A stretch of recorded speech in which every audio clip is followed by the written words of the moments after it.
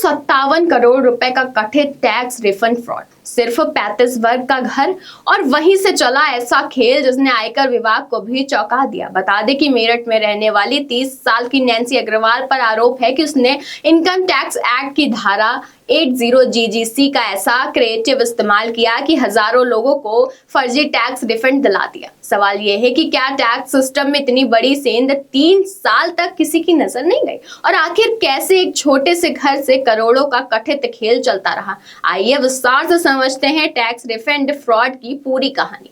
नमस्कार, मैं हूं अनुषी तिवारी और आप देख रहे हैं जन एक्सप्रेस। मेरठ, जहां एक छोटे से मकान से निकली कहानी अब देश में सबसे चर्चित टैक्स फ्रॉड मामले की में गिनी जा रही है। आरोप है कि 30 वर्षीय नैन्सी अग्रवाल ने 3 साल तक इनकम टैक्स एक्ट की धारा 80 GGC का दुरुपयोग कर करोड़ों रुपए के फर्जी टैक्स रिफंड क्लेम तैयार किए और सिस्टम को ऐसा चकमा दिया कि मामला सैकड़ों करोड़ तक पहुंच गया। धारा 80 GGC यानी कि राजनीतिक दलों को दिए गए चंदे पर टैक्स में छूट कानून की मंशा थी, लोकतांत्रिक को मजबूत करना। लेकिन आरोप है कि यहाँ लोकतांत्रिक में कम और डॉक्यूमेंट्री क्रिएटिव ज्यादा दिखाई दे रही है। फर्जी डोमेशन, फर्जी दावे और फर्जी टैक्स रिफंड। वाह, अगर दिमाग सही दिशा में लगता तो शायद कोई बड़ी कंपनी भी खड़ी की जा सकती थी। जांच एजेंसियों के मुताबिक नैन्सी ने 3000 से ज्यादा क्लाइंट्स के लिए कथित तौर पर फर्जी टैक्स रिफंड क्लेम तैयार किए। करीब 65 करोड़ 50 लाख का अवैध रिफंड दिलाया, यानी टैक्स बचाने का ऐसा प्रीमियम पैकेज जिसकी कीमत अब कानून के सामने चुकानी पड़ सकती है। सबसे हैरानी वाली बात यह है कि पूरा कथित नेटवर्क किसी आलीशान ऑफिस में नहीं बल्कि महज 35 वर्ग मीटर के घर में ऑपरेट हो रहा था।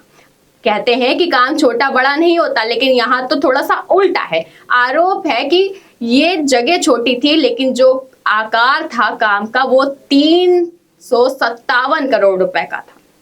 आपको बता दें कि आयकर विभाग की छापेमारी में करीब 50 लाख रुपए के आभूषण, 4 लाख रुपए की फिक्स डिपॉजिट, 5 लाख रुपए नगद और हाथ से लिखे गए लेजर कंप्यूटर, लैपटॉप और कई अहम दस्तावेज बरामद किए गए हैं।